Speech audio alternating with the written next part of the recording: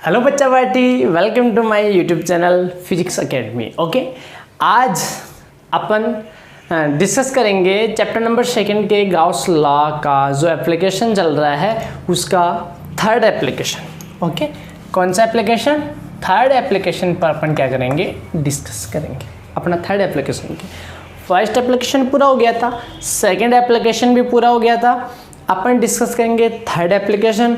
Third application क्या है? देखिए अपनी हेडिंग क्या है। अपनी हेडिंग है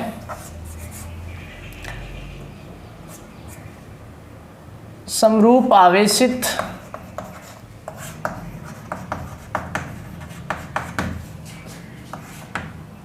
अपरिमित चालक परत के कारण, चालक परत के कारण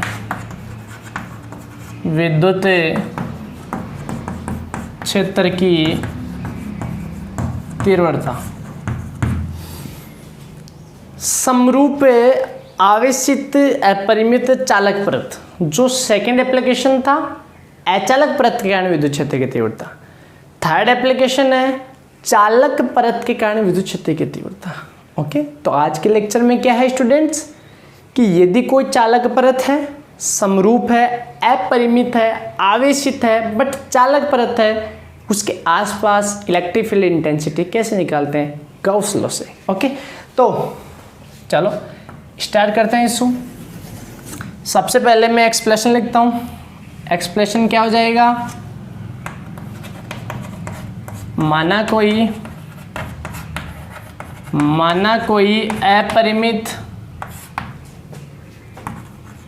कोई अपरिमित आवेशित चालक परत है जिसके लंबवत स्मॉल r दूरी पर स्थित P बिंदु पर विद्युत क्षेत्र की तीव्रता ज्ञात करनी है। ओके स्टूडेंट्स, एक चालक परत है जिससे लंबवत r दूरी पर अपन को क्या निकालना है? P बिंदु पर विद्युत क्षेत्र की तीव्रता ज्ञात करनी है। इस परत का पृष्ठीय आवेश घनत्व क्या है? इसका जो पृष्ठीय आवेश घनत्व है वो सिग्मा है। ओके, स्टार्टिंग में मैंने आपको बताया था हर एप्लीकेशन में 2 पॉइंट लगाने हैं। पहला P बिंदु पर विद्युत क्षेत्र की दिशा, तो पहला क्या है? P पर विद्युत क्षेत्र की दिशा क्या हो जाएगा?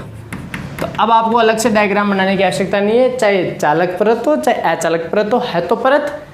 तो जो P बिंदु पर विद्युत क्षेत्र की जो दिशा आएगी वो परत के क्या आएगी?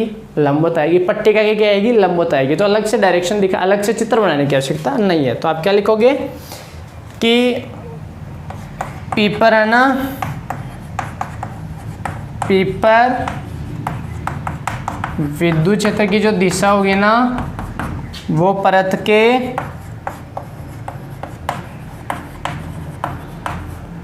के लंबवत होगी, क्योंकि पिछले वाले लेक्चर में अपन ये पढ़ चुके हैं। जो पिछले वाला लेक्चर था उस पिछले वाले लेक्चर में अपन क्या कर चुके हैं? इसे पढ़ चुके हैं कि क्या होगा, जो P पर विद्युत क्षेत्र की दिशा होगी वो क्या होती है? परत के लंबवत होती है। ओके, तो सेकंड जो अपना है वो क्या हो जाएगा? P पर क्या निकालेंगे? विद्युत क्षेत्र की तीव्रता निकालेंगे P पर विद्युत क्षेत्र की तीव्रता। फर्स्ट हो गया था P पर विद्युत क्षेत्र की दिशा है वो लंबवत होगी, चाहे अचालक हो चाहे चालक हो। अब क्या निकालेंगे? P पर विद्युत क्षेत्र की तीव्रता निकालेंगे। ठीक है, तो अपन क्या करें? चित्र बताऊंगा अभी। P पर विद्युत क्षेत्र की तीव्रता, P पर विद्युत क्षेत्र की तीव्रता ज्ञात करने के लिए तीव्रता ज्ञात करने के लिए आर लंबाई व एस पृष्ठीय क्षेत्रफल के बेलनाकार गाउसीय पृष्ठ की कल्पना करते हैं। आपके दिमाग में एक बात समझ में नहीं आई कि सर आपने पहले तो 2r लंबाई लिया था, यहाँ चालक में r लंबाई क्यों ले रहे हो? तो मैं इसके बारे में आपको बताऊंगा, ठीक है। ओके, इस गाउसीय पृष्ठ में जो कुल आवेश है वो क्या हो जाएगा? समेशन क्यू बराबर सिग्मा एस। क्यों हुआ? क्योंकि पृष्ठ आवेश का घनत्व कितना है? इसका सिग्मा है। उस सिग्मा बराबर आपको पता है पृष्ठ आवेश का घनत्व सिग्मा है। सिग्मा बराबर आपको पता है क्यू बटा एस होता है।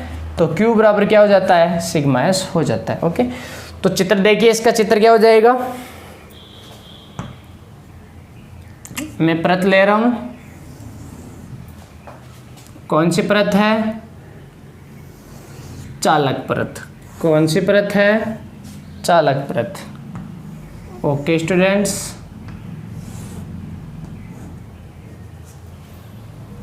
इसकी थिकनेस दिखा देता हूं मैं। ये इसकी क्या है? थिकनेस। ओके, कैसा है? अपरिमित है।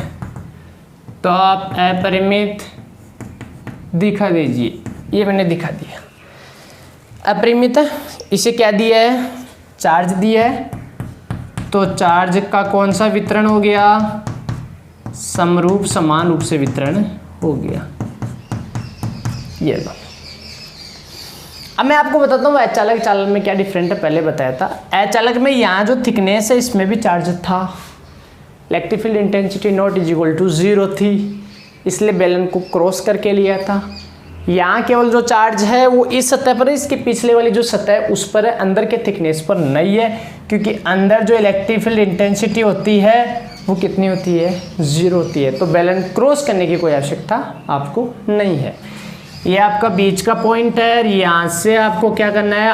r दूरी पर स्थित आपको P बिंदु पर क्या करना है? ये रहा P बिंदु। यहाँ पर आपको इलेक्ट्रिक फील्ड इंटेंसिटी ज्ञात करनी है। ओके, तो क्या करें बताइए? बेलन को क्रॉस लेने की आवश्यकता है? नहीं, कोई आवश्यकता नहीं है। ओके, क्योंकि अंदर का चार्ज तो 0 है। वहाँ अंदर के चार्ज को अपने गाउसीय पृष्ठ के अंदर लेने के लिए बेलन को क्रॉस करके लिया था। इसलिए अब की बार r लंबाई के बेलन की कल्पना करेंगे। बहुत सारे अल्फांस है। P बिंदु पर इलेक्ट्रिक फील्ड डायरेक्शन निकालने के लिए आपको पहले बताइए प्रोसेसिंग। यहाँ अल्फांस ले लो, यहाँ अल्फांस ले लो। इसके कारण डायरेक्शन इधर होगी, इसके कारण डायरेक्शन इधर होगी। घटकों में विभाजित करने पर ऊपर वाले घटक कैंसिल हो जाएंगे और क्षैतिज दिशा में मतलब परत के लंबवत डायरेक्ट घटक बच जाएगा जो परिणामी विद्युत क्षेत्र की दिशा को प्रदर्शित करेगा। ओके, बहुत सारे अल्फांस है। तो मैंने क्या किया? यहाँ एक छोटा सा अल्पांश ले लिया, एक एस पृष्ठीय क्षेत्रफल ले लिया जिसमें टोटल चार्ज कितना है? Q बराबर सिग्मा एस। ओके, मैं जो कैलकुलेशन कर रहा हूँ वो केवल एस पृष्ठीय क्षेत्रफल पर ही कर रहा हूँ। एस पृष्ठीय क्षेत्रफल ले लिया मैंने, जितना चार्ज है उतना चार्ज है।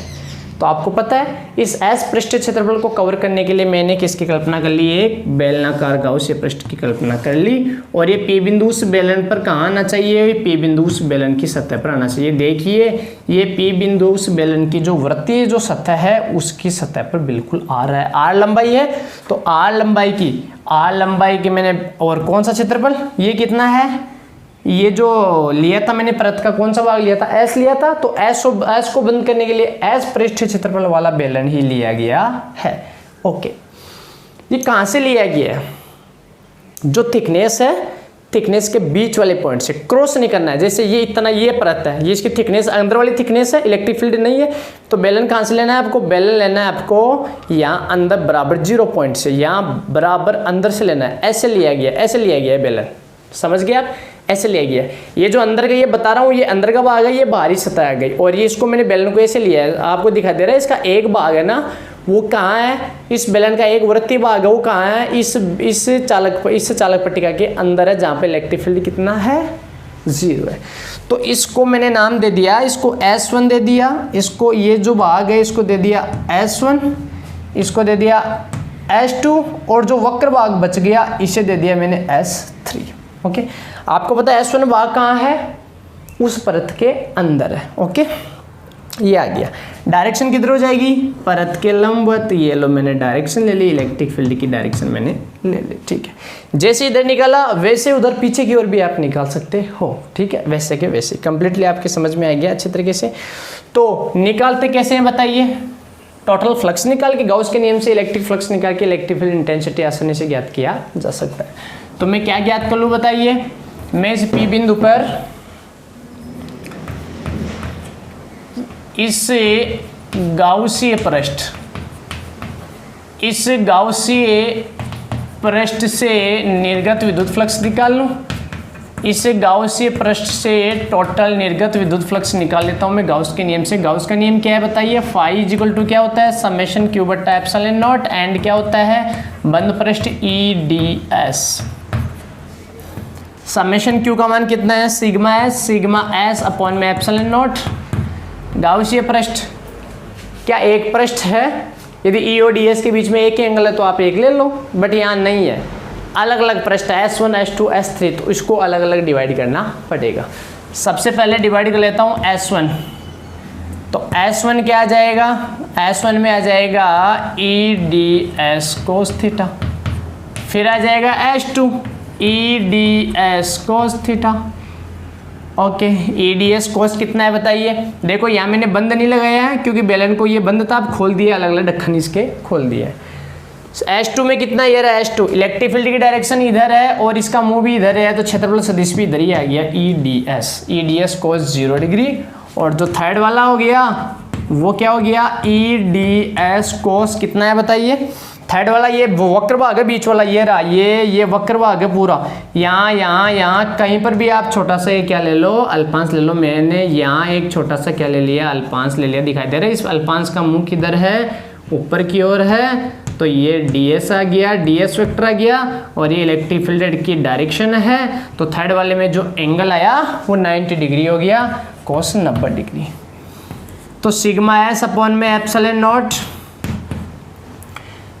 S1 अंदर है, S1 कहाँ है, S1 कहाँ है, परत के अंदर है, S1 परत के अंदर है, अतः जो फ्लक्स हो जाएगा, अतः यहाँ जो फ्लक्स हो जाएगा, अंदर का जो फ्लक्स हो जाएगा 0 हो जाएगा, बिकॉज अंदर की जो इलेक्ट्रिक फील्ड इंटेंसिटी है वो कितनी है, 0 है, इसलिए 0 हो गया, ये 0 हो गया।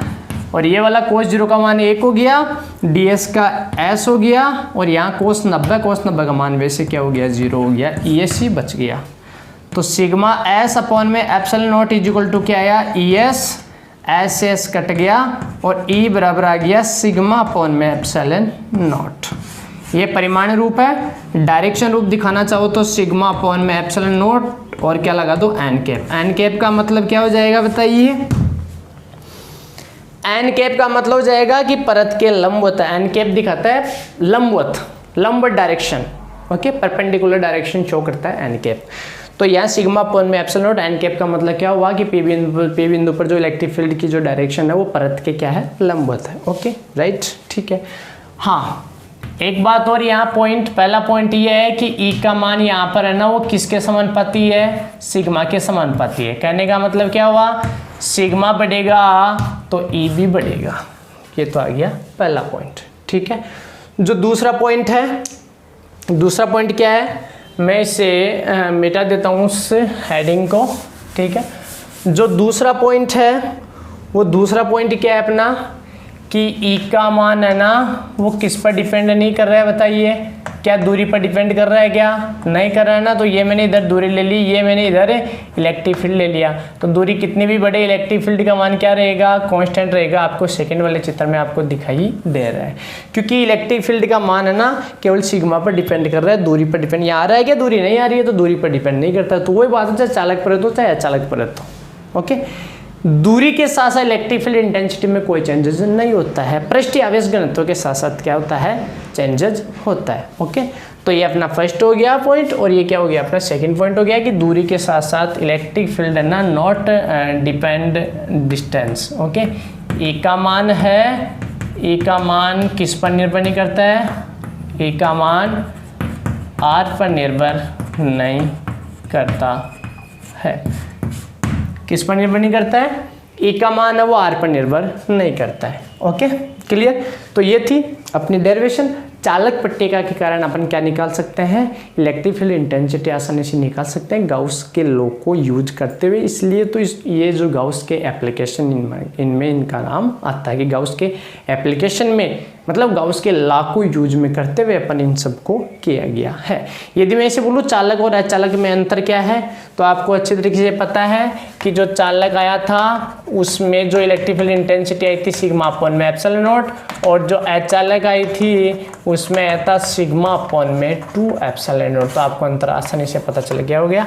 इसका सिग्मा अपॉन में एप्सिलॉन नॉट है, इसका सिग्मा अपॉन में 2 एप्सिलॉन नॉट है। कहने का मतलब क्या हुआ कि जो है ना चालक का जो इलेक्ट्रिक फील्ड इंटेंसिटी होती है अचालक की होती है ना, वो क्या होती है? चालक से आधी होती है। दिखाई दे रहा है ये चालक है, सिग्मा अपॉन में 2 एप्सिलॉन नॉट चालक है, और उसका आधा किसका होता है? अचालक पट्टिका का इलेक्ट्रिक फील्ड इंटेंसिटी होती है। मैं आपको क्वेश्चन पूछूं कि चालक पट्टिका के कारण लंबवत आर दूरी पर पी बिंदु पर विद्युत क्षेत्र की तीव्रता ज़्यादा होती है अचालक पट्टिका के कारण, तो आप क्या बोलोगे कि चालक पट्टिका के कारण क्या होती है? ज़्यादा होती है। अचालक पट्टिका के कारण क्या होता है? इलेक्ट्रिक फील्ड इंटेंसिटी क्या होती है? चालक से आधा होता है। This is very important point. Okay students, ये आपका था थर्ड एप्लीकेशन। नेक्स्ट पढ़ेंगे चौथा एप्लीकेशन अपन पढ़ेंगे अगले वीडियो में। जो न्यू स्टूडेंट है अभी तक वीडियो को देख रहे हैं, चैनल को सब्सक्राइब नहीं किया है, चैनल को सब्सक्राइब जरूर करें। Okay, all the best.